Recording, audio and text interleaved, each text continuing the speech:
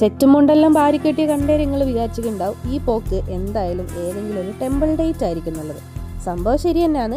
കഴിഞ്ഞ സെപ്റ്റംബർ 15-ാം തീയതി എൻ്റെ പിറന്നാൾ ദിവസം രാവിലെ നട്ട പൊലച്ചക്ക് പറശ്ശിനിയിൽ വെള്ളാട്ട് കാണാൻ വേണ്ടിയിട്ടുള്ള പോക്കാണ് ഞാനും ഹരിജിത്താണ്ണും കൂടിയിട്ട്.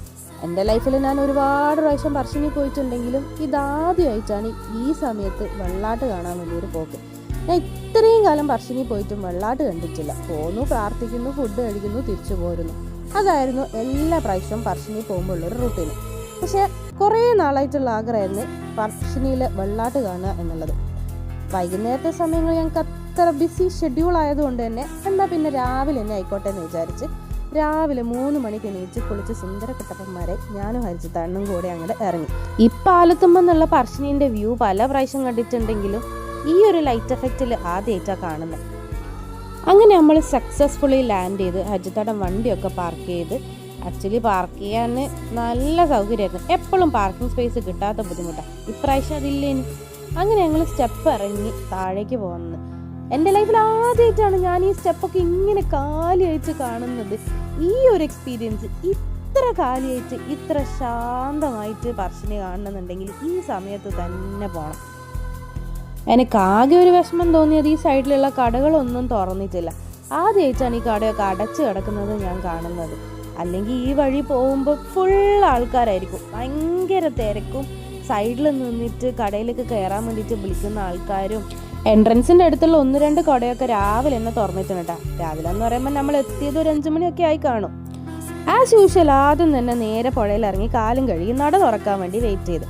എന്നെ പോലെ തന്നെ നട്ട പൊലച്ചൊക്കെ വന്നേ അല്ലെ തലേ ദിവസം വന്ന് അവിടെ സ്റ്റേ ചെയ്ത് നിൽക്കുന്ന കുറേ ആൾക്കാരെ ഞാൻ കണ്ടിട്ടുണ്ട്. കുറേ ആൾക്കാരൊക്കെ തൃശ്ശൂർ ജില്ലയിൽ നിന്നുള്ള ആൾക്കാരാണെന്നുള്ള ഓരോ സ്ലാങ് എന്ന് എനിക്ക് മനസ്സിലായി. എല്ലാവരും എന്നെപ്പോലെ തന്നെ നട തുറക്കുന്നതും കാത്തു നിൽക്കുമായിരുന്നു. വീഡിയോഗ്രാഫിയും ഫോട്ടോഗ്രാഫിയും പ്രോഹിബിറ്റഡ് ആണ്. അതുകൊണ്ട് തന്നെ അനുസരണയുള്ള ഞാൻ അതൊന്നും ക്യാപ്ചർ ചെയ്തില്ല. മുത്തപ്പൻ്റെ വെള്ളാട്ടം കണ്ട് അനുഗ്രഹം മേടിച്ച് ഞങ്ങൾ രണ്ടുപേരും ചായ കുടിക്കാൻ കയറി. ഹരിജിത്താടിന് ഓപ്പോസിറ്റാണ് ഇരുന്നത്. എന്നാലും എനിക്ക് മനസ്സിലാവാത്തൊരു കാര്യമാണ്, ഇവനെന്താ ഇത്രയും കാലമായിട്ട് ആണുങ്ങൾക്ക് വേറിയും പെണ്ണുങ്ങൾക്ക് വേറിയായിട്ട് സീറ്റ് ആക്കിന്. എന്നാലും സ്വന്തം ഭർത്താവിൻ്റെ അടുത്തിരുന്ന് ചായ കുടിക്കാൻ പറ്റാത്തതിൻ്റെ വിഷമം ഉള്ളിലങ്ങ് ഒതുക്കി ഞങ്ങൾ കാപ്പിയും കുടിച്ച് ഇറങ്ങി. സോറി ഗൈസ്, കാപ്പിയല്ല, ചായയും പയറും. പറശ്ശിനി പോകുമ്പോൾ മസാലദോശ മേടിച്ചു തരാന്നുള്ളത് തലേന്നേ സമ്മതിച്ചതാണ്. അമ്പലത്തിൽ നിന്ന് ഇറങ്ങി മസാലദോശ എന്ന് പറഞ്ഞപ്പോൾ ഞാനോ, എപ്പോൾ, എങ്ങനെ എന്നുള്ളതാണ് ഹരിജിത്താൻ്റെ ഈ റിയാക്ഷൻ. അവസാനം പോയ മെമ്മറി തിരിച്ചു വന്നേരം മസാലദോശ മേടിച്ചു തരാമെന്ന് തന്നെ പറഞ്ഞു. ആദ്യം നമ്മൾ ഉടുപ്പി റെസ്റ്റോറൻറ്റിൽ പോകാനായിരുന്നു പ്ലാൻ ചെയ്തത്. പിന്നെ നമ്മൾ നൈസായിട്ട് പ്ലാൻ അങ്ങോട്ട് മാറ്റി ഇന്ത്യൻ കോഫി ഹൗസിലേക്ക് വിട്ട്. എന്താണെന്ന് അറിഞ്ഞൂടാ, മസാലദോശ എന്ന് പറയുമ്പോൾ ചെറുപ്പം മുതലേ ഇന്ത്യൻ കോഫി ഹൗസിൻ്റെ മുഖമാണ് ഓർമ്മ വരിക. അങ്ങനെ ഞങ്ങൾ നേരെ ഇന്ത്യൻ കോഫി ഹൗസിലേക്ക് വിട്ട് മസാലദോശ ഓർഡർ ചെയ്തു. ഹരിജിത്താടിന് നല്ല ചൂടുള്ള പൊറോട്ടയാണ്.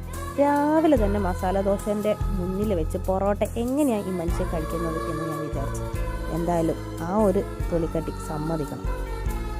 എന്തായാലും പൊറോട്ടേൻ്റെ ഹാങ് ഓവർ കാരണം തിരിച്ച് വണ്ടി ഓടിക്കാനുള്ള റെസ്പോൺസിബിലിറ്റി എനിക്കായിരുന്നു. എന്നാൽ പിന്നെ അടുത്ത വീഡിയോയിൽ കാണുന്നവരെ ബൈ ബൈ.